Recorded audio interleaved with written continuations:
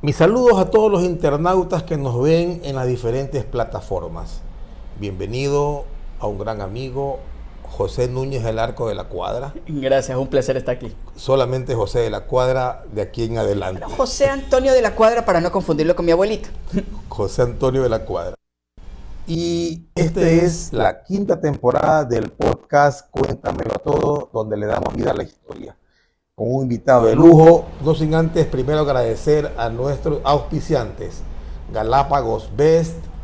Llamen a Fausto Rodríguez y tendrán un viaje a Galápagos de ensueño, soñado.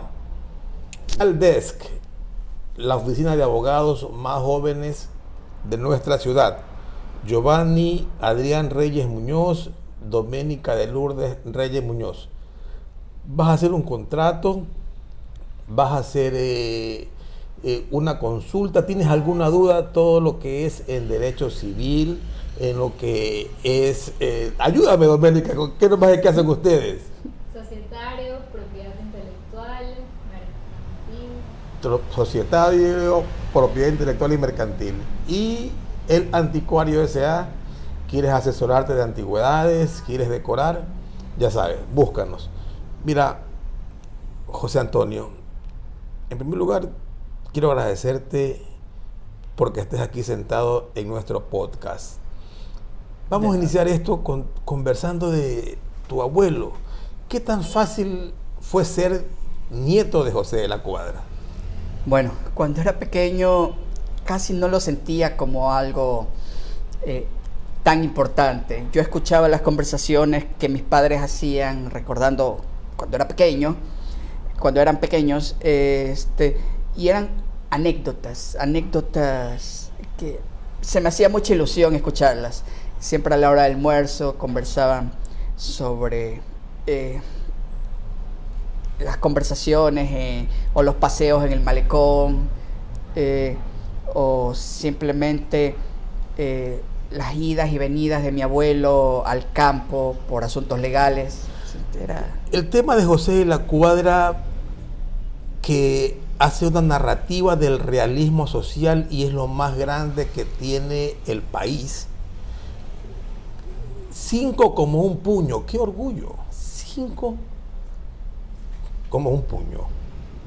Hay un monumento en el Malecón del Salado. Joaquín Gallegos Lara, Demetrio Aguilera Malta, Alfredo Pareja Díez Canseco, Enrique Gilbert y José de la Cuadra. Hicieron del cuento, la poesía, la narrativa, lo que hoy es y conocemos de la literatura ecuatoriana. Este hombre que escribió Los Angurima, dentro de lo más notable, La Tigra, que fue llevada al cine. Sí, y Los Angurima me parece que se hizo una serie en Ecuavisa, ¿no? Yo participé ahí, mi empresa, el Anticuario, todo lo que se usó para la serie, lo alquilamos o nos los compraron. Oh, wow. Sí, en esa época mi amigo Mario Serrano, Ricardo Valverde eran los escenógrafos y no me acuerdo el nombre del director, pero eso no es importante. ¿Por qué te inclinas por la escritura? Y vamos a sopesar algo, pues, ¿no? El realismo social de José de la Cuadra, y tú te inclinas por un estilo completamente diferente. Bueno, yo diría que diferente, pero parecido al mismo tiempo. Hay que tomar en cuenta que la literatura de mi abuelo es algo de su época, ¿no? El realismo social y las problemáticas sociales, que tampoco es que han cambiado demasiado en el Ecuador. Siguen siendo las mismas. Sí, para bien o para mal, más para mal. Pero bueno, sin embargo, a mí me llamó la atención la animación japonesa, los cómics norteamericanos, la cultura japonesa, la cultura del respeto, el respeto a los mayores, el honor, leyendas japonesas, eso combinado a mi fascinación con la historia en general, no solo la historia ecuatoriana, sino la historia del mundo. ¿De qué te nutriste de niño? Pues, aunque parezca gracioso, yo no leía a mi abuelo sino hasta la adolescencia. Yo al principio empecé con cómics de Condorito. Empecé con cómics de Condorito. Mi padre en algún momento me compró unos cómics de Calimán que para mí incluso en mi época me parecía viejísimo, con ese estilo sepia y toda la cosa, pero me llamó la atención y luego empecé a comprarlo yo. Calimán, Condorito, Mafalda, ¿qué otra cosa? Luego descubrí los cómics gringos y ahí empecé a decir, tengo que aprender inglés para poder entender lo que están diciendo. Y entonces Capitán América, El Hombre Araña... ¿Que los leíste en inglés? Me los leí en inglés y con un diccionario a la mano para poder entenderlo bien, ¿no? Y ahí empecé a aprender realmente inglés, porque yo era malo en inglés, yo odiaba el inglés. Y en lo referente a las series, a Mazinger, Dragon Ball, ¿o no? En realidad sí, aunque en conversaciones antes de la grabación notaste que yo soy mayor de lo que aparento. Sí. Yo me inicié viendo primero Mazinger, Robotech, ¿no? Me acuerdo que siempre que llegaba de la escuela era a ver Mazinger y almorzar viendo Mazinger. Luego me detuve, hubo un lapso en la televisión nacional en el que no había mucho que ver. Luego descubrí Caballeros del Zodiaco, Dragon Ball, y de ahí seguí en adelante. Naruto, Bleach, Death Note, son las que se me vienen a la mente. Y empezaste a consumir toda esa cultura japonesa para luego irla destrozando en tu cabeza y anotando y haciendo una narrativa, porque José Antonio de la Cuadra, para ubicarnos en tiempo y espacio, es padre de 10 hijos que están aquí, pues, ¿no? Sí. O sea, son 10 hijos.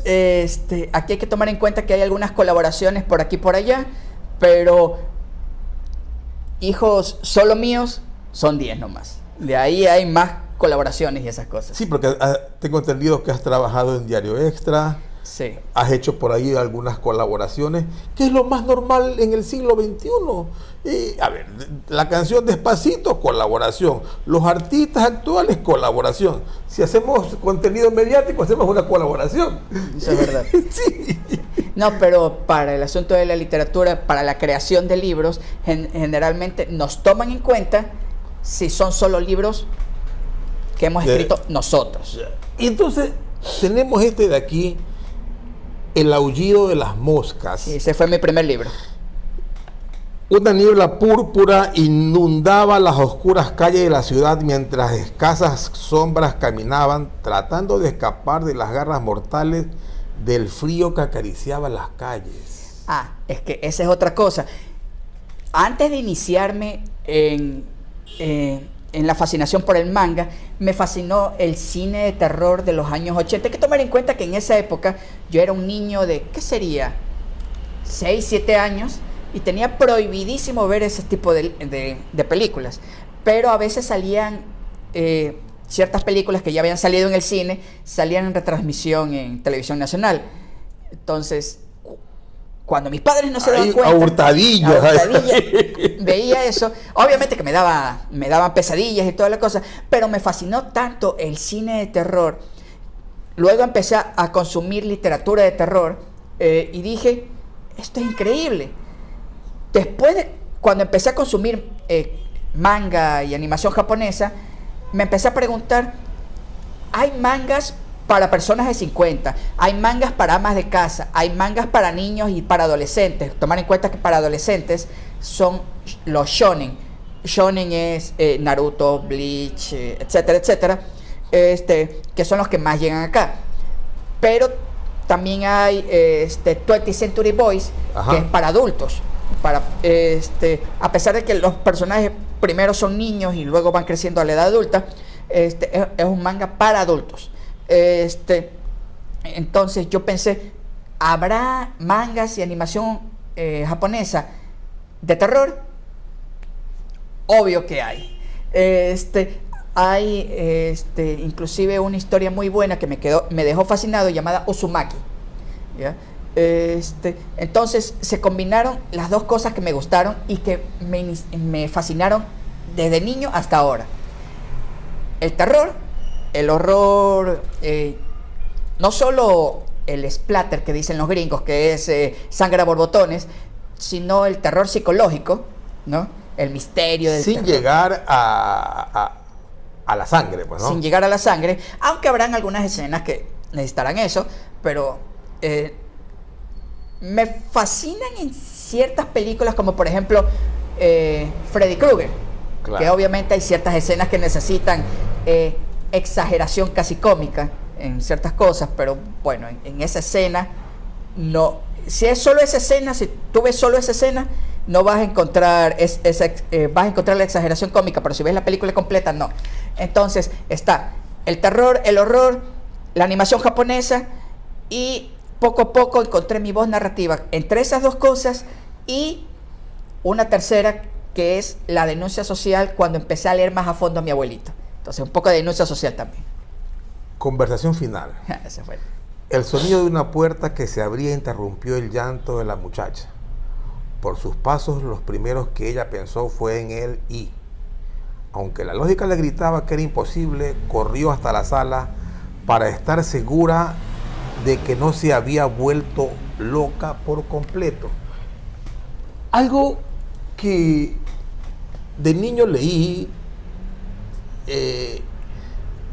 y es esa parte que cuando tú lees empiezas a imaginarte las cosas y a crear pues el contenido, y es lo que me ha pasado en este momento.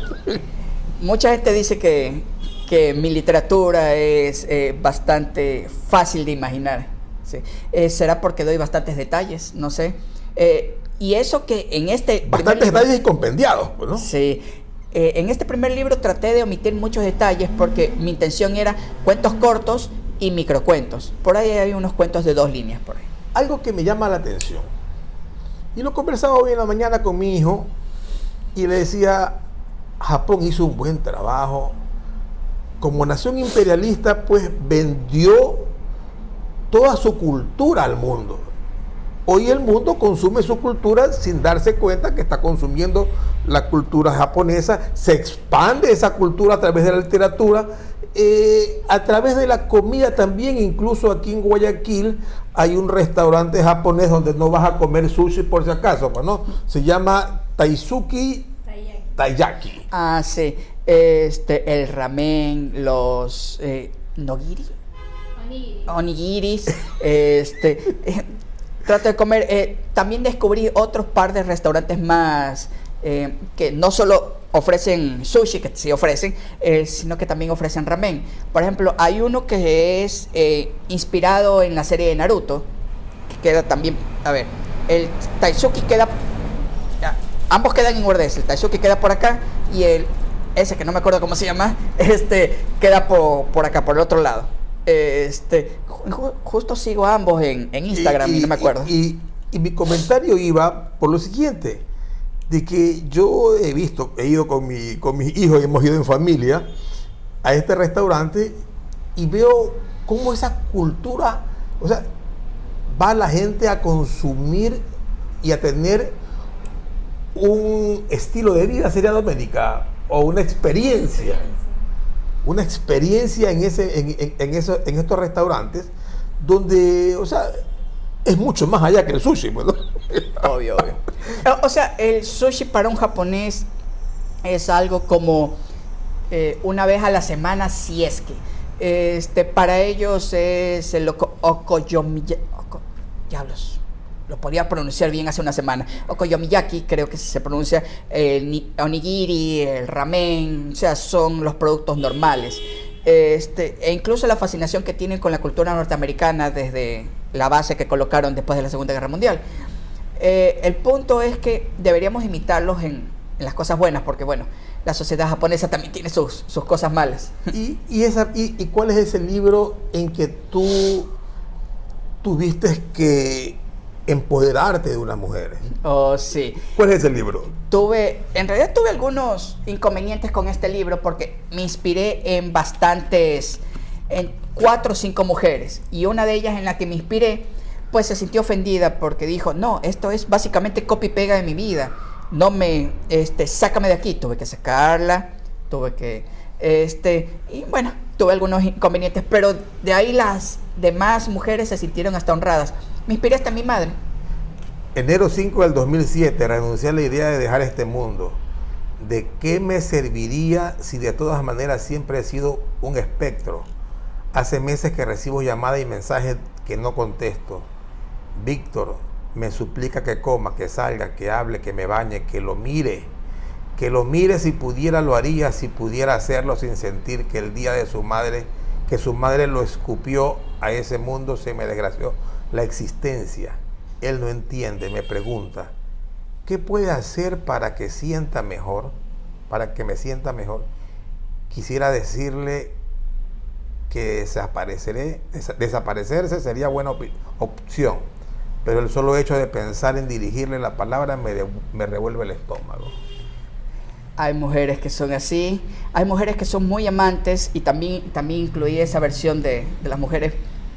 Están... Algo que nos quieras mostrar, que quieras leernos de tu libro. A ver, este de aquí es el diario de una mujer que se está volviendo un fantasma. Ella siente que se vuelve un fantasma y que es perseguida por fantasmas. Empieza a los 15 años y el diario termina a los 45 años, ¿no? Obviamente no es un diario seguido de cada día, sino días normales, días importantes. Voy a usar mis lentes rotos, que son mis lentes favoritos. Y voy a leer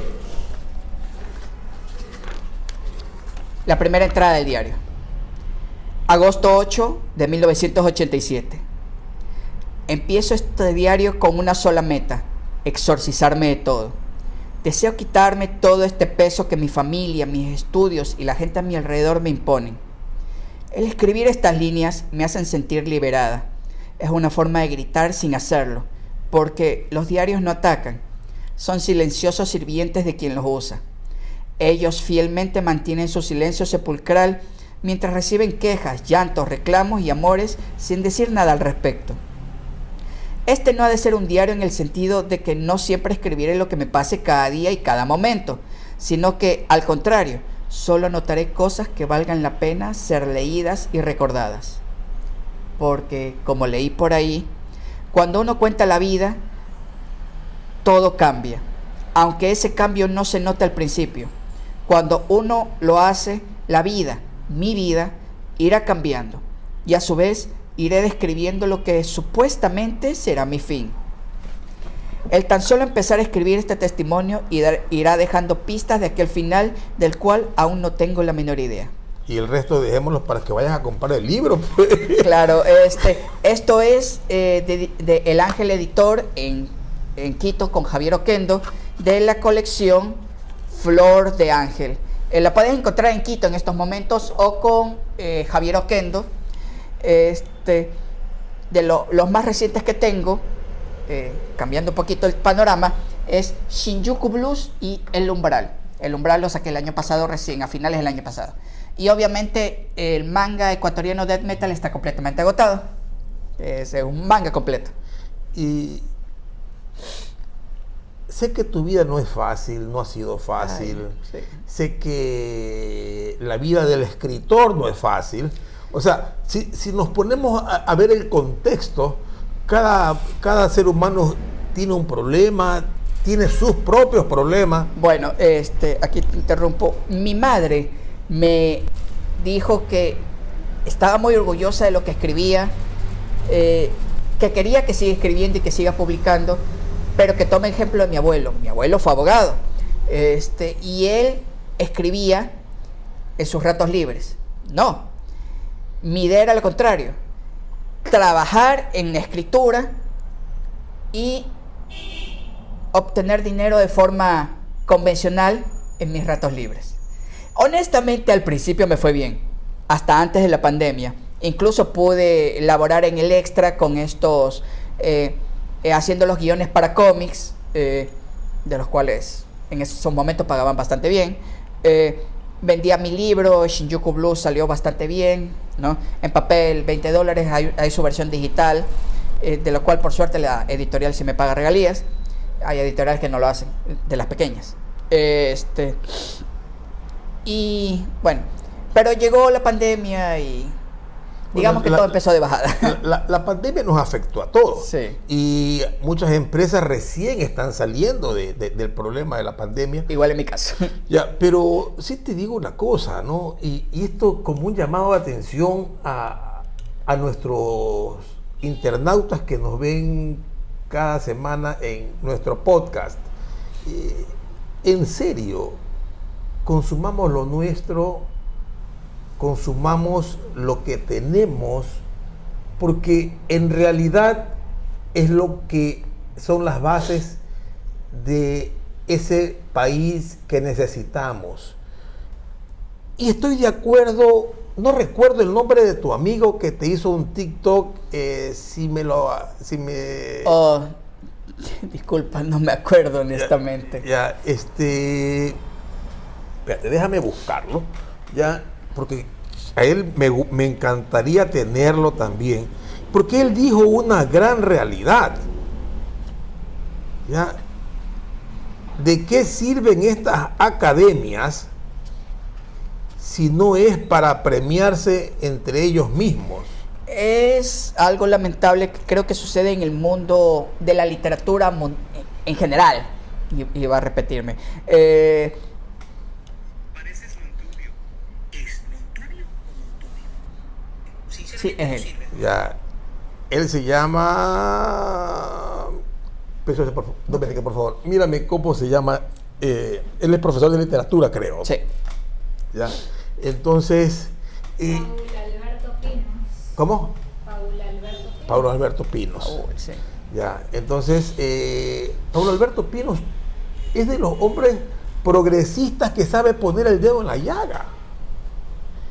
Sí, eso es. Y eso es importante porque hay muchos escritores, autores en general, que se iniciaron luchando contra el sistema y luego fueron absorbidos por el sistema y ahora lo defienden. Y de cierta forma, el mundo literario ha mejorado y ha cambiado, pero si se lo analiza ampliamente, no solo el mundo literario dentro de Ecuador, sino en el mundo, ha cambiado, pero en otras partes, en otros fragmentos, sigue siendo exactamente lo mismo que hace 100 o 150 años. Premiándose entre ellos, alabándose entre ellos, haciéndose favores, e inclusive abusando de los futuros prospectos. No doy detalles, pero me enteré de cosas un poco graves. Pero es hace que poco. el mundo en realidad es ese. El dueño de la imprenta, el dueño del diario, el dueño del banco, el dueño de los poderes fácticos, que apunta hacia un solo lado. Y a veces suele traer a sus amiguitos, a sus panitas, a sus parientes. Y dejamos a un lado grandes prospectos. Y no es que José Antonio está siendo oscurecido, pero no estás brillando como te mereces, José Antonio. Bueno, es la verdad. Sí, es la verdad.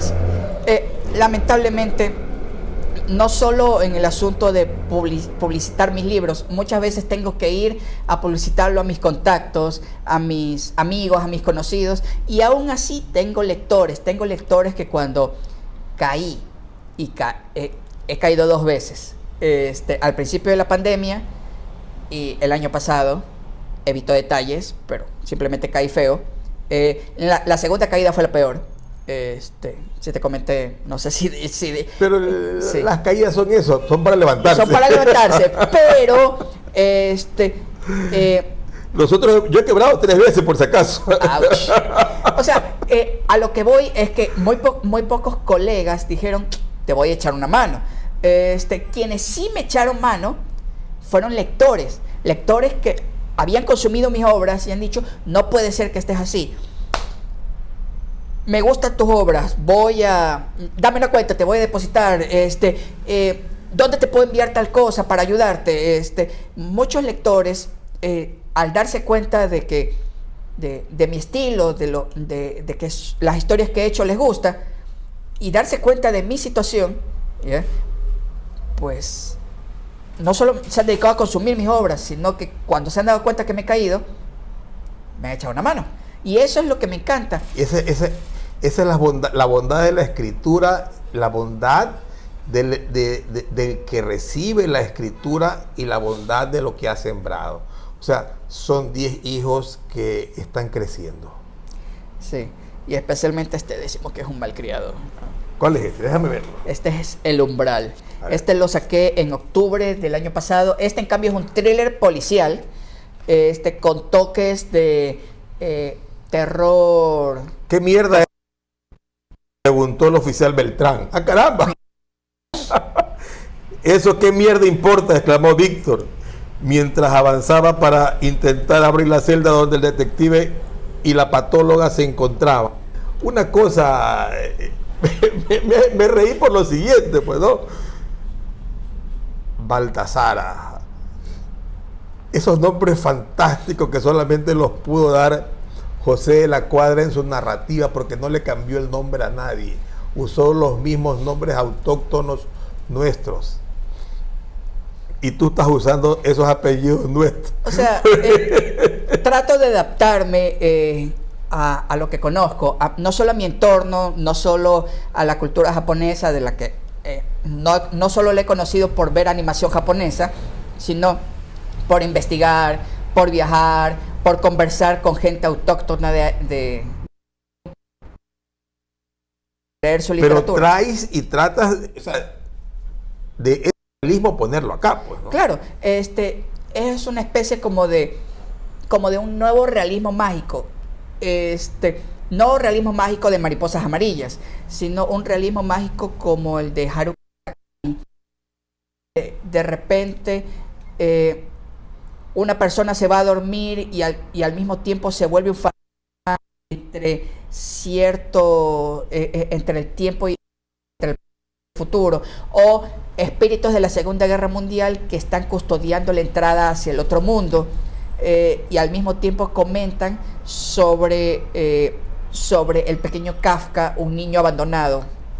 Si tuvieras que ubicar tu literatura y darle un nombre, ¿cómo la definirías? Bueno, es un poco difícil. Yo siempre digo que es historias de misterio y terror con toques de realismo social, como para venderla, pero creo que va más allá de eso, porque mis historias no son solo puro terror. Mis historias tratan de calcar la vida, ironía, chiste, terror, drama, romance. Entonces yo diría que es una mezcla de la vida y la magia de posibilidades. Y me gustó esa parte, ¿no? Una mezcla de la vida, porque nuestra vida está llena de temores, pero está llena de grandes sonrisas. Exacto. ¿Ya? Y muchas veces le ponemos esa cara hermosa a la vida, cuando en realidad tenemos un dolor, lo que llamamos que la procesión la llevamos por dentro. Y para ir terminando ya, José Antonio, porque no queremos aburrir a nuestro público en un tema, honestamente, como te decía, desconocía por completo esto de aquí. Me agradó tener conversaciones largas que ya hemos tenido, tanto en el chat como por teléfono. José Antonio vive en Manta, por si acaso. ¿Tú trabajas en qué? Bueno, cuéntanos esa parte. A ver, luego de mi segunda caída y de un poquito de drama, y de literalmente estar en las calles de Guayaquil buscando trabajo y buscando comida, pero bueno, conseguí una oferta de trabajo en una hostal en Manta. Yo dije, para allá. Justamente mi último trabajo antes de eso fue barriendo un puesto de verduras, los puestos de frutas, perdón, en el Mercado Central. Fue una experiencia interesante, aunque no era lo mío. Bueno, luego viajé a Manta,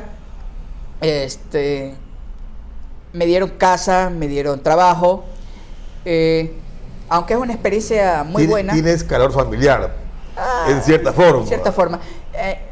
Pero extraño Guayaquil. Quisiera retornar acá y conseguir un trabajo acá.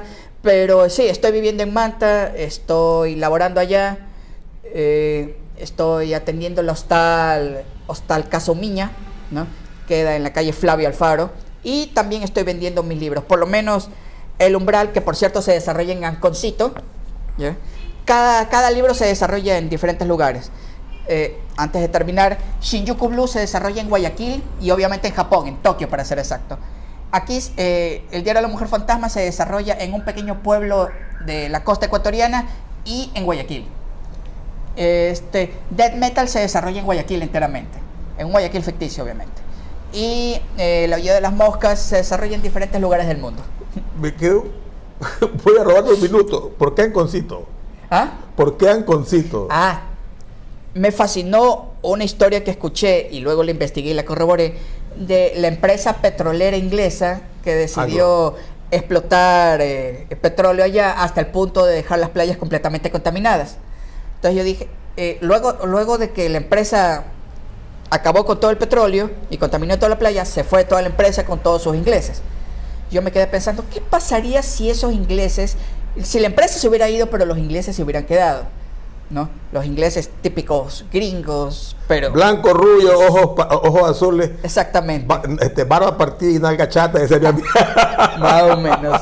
¿Qué pasaría si se hubieran quedado y no solo hubieran mantenido se hubieran mezclado con los pobladores, pero hubieran mantenido su arquitectura, sus leyendas, ¿no?